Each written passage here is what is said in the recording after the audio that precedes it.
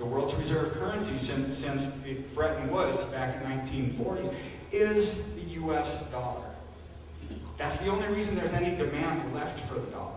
And so that's why we haven't fallen into the same exact fate that Greece has. However, if you've been watching the news, what's been going on in the news lately? And when you hear about the G20 nations and the G20 meetings, every single meeting that they've had for the last 16 months, the number one item on the agenda is we need to replace the world's reserve currency. We need to get rid of the US dollar. Let's come up with a global currency of some sort. It may be a basket of currencies, kind of like the euro, except on a global scale. You know, this isn't conspiracy theory. This isn't some random internet blogger just making something up. This is the G20 talking about replacing the world's reserve currency, getting out of the dollar and going into some other currency. Once that happens, life as we know it in this country will change overnight. Why? Because there will be absolutely no demand for the dollar anymore. We still have, how much, do you remember from earlier on, this is a quiz because I'm a teacher at heart. How much debt do we have? 13 trillion right now. What do you think the debt service on that is every month? I don't know. I can't count that high. But it's a lot. So, if we don't have enough money coming in from tax revenues to pay off the nut that we have to crack every month on our debt obligations, well, what do? They print it out of thin air. If they don't get it from taxes, if they're not getting it from foreign investors, other countries investing in the US dollar, then they have to print it. Well, let's be reasonable here. Let's assume that you were the head of China's currency. You've got $900 billion US dollars of funds that you need to invest in other currencies. Would you pick the dollar? Why? It's worthless. It's a sinking ship. You know, it's paying some of the lowest interest rates in the history of the country. It is the lowest interest rates in the history of the country, not some of them. It is the lowest interest rates ever we are seeing right now. So if you're China and you say, oh, I could invest in the dollar, it's sinking like a ship, and it's only paying me 1.9% a year, that's a great investment. No, you don't do that. You stop investing in the dollar. In fact, you find other currencies that are maybe doing better, maybe the New Zealand dollar, maybe the euro, maybe the yen, maybe the South African currency. Who knows? But I can guarantee you there is dozens and dozens and dozens of other currencies out there that are not sinking as fast as the dollar, that are paying greater than 1.9% a year, or whatever the rate is right now. See the problem here? It's a supply and demand issue. It's economics 101 type stuff.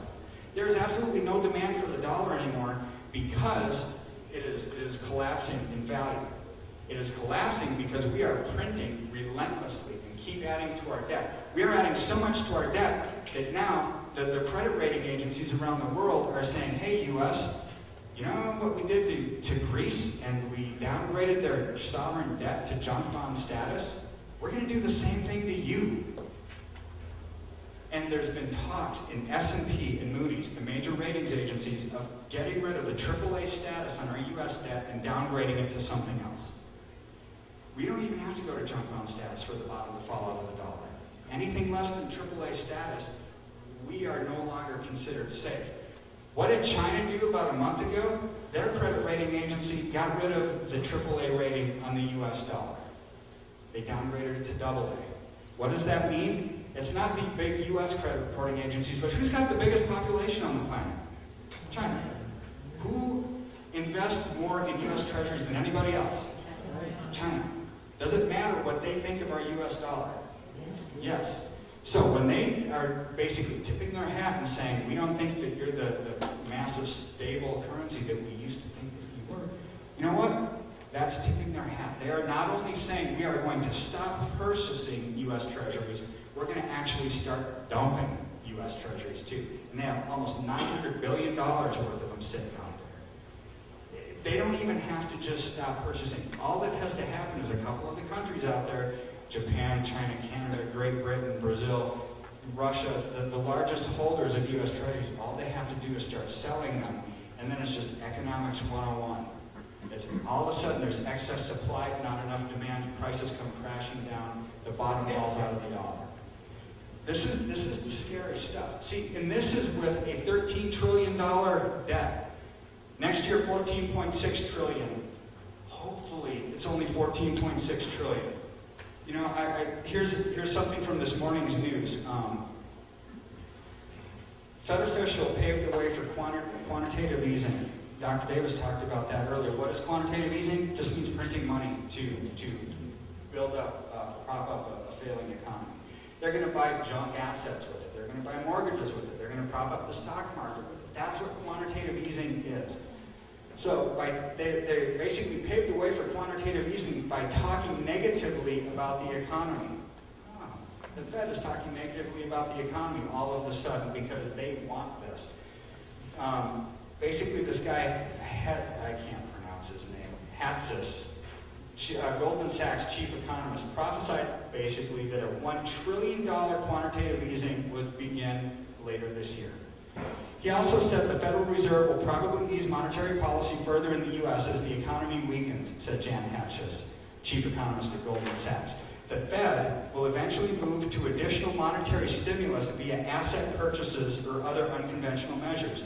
Should the Fed opt for more securities purchases, he said, there is no point in doing anything less than $1 trillion. This is another $1 trillion stimulus that we're probably going to start hearing about over the next few months and into next year. That, in addition to the $1.6 trillion shortfall in our budget, that right there is $2.6 trillion. And that doesn't even include any goofy bills that we don't even know about yet that might come up for different stimulus and things of that nature. Okay, so we all have to take a deep breath. Okay, you know, the U.S. economy is collapsing, but you know, we haven't really heard a lot about Greece lately. Maybe it's not, you know, it just collapsed and then you start fresh. No, the euphoria about Greece crisis has vanished, but it's being replaced by a cold, stark reality. And basically, that's a resumption of the crisis. In a German magazine called, I always pick hard names to pronounce, Der Spiegel, headlined a feature article called Entering a Death Spiral. It said that the Greece country is nearing popular revolt right now. Unemployment is at 60 to 70% in most of the country. How did that happen? Well, because they ran out of money. And now the international community won't even invest any money in the Greece economy anymore because they're junk bond status. They don't think that they're ever going to get it back if they invest in the Greece economy. And so, what is the Greece economy like? It's mostly government workers. When the government runs out of money, they're having to lay everybody off. 60 to 70% now in most of Greece is now unemployed. Can you imagine? Just count around. Count 10 people, 7 of them don't have jobs. That's really scary. And what is it like in this country? We've got 15.3 million people unemployed. And that's a lot of people unemployed. But you say, oh, Kirk, we've got 300 million people in the country, so 15.3 million is really not all that much. Well, what if I were to tell you everybody in the state of Delaware is unemployed? You'd say, oh, that's kind of bad. What if I were to say everybody in the state of Delaware, West Virginia, Wyoming, Alaska, Mississippi, Alabama, Oklahoma, Kansas, and a couple other states are all unemployed?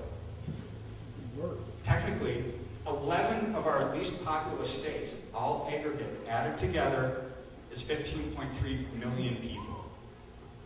That really makes it hit home, doesn't it?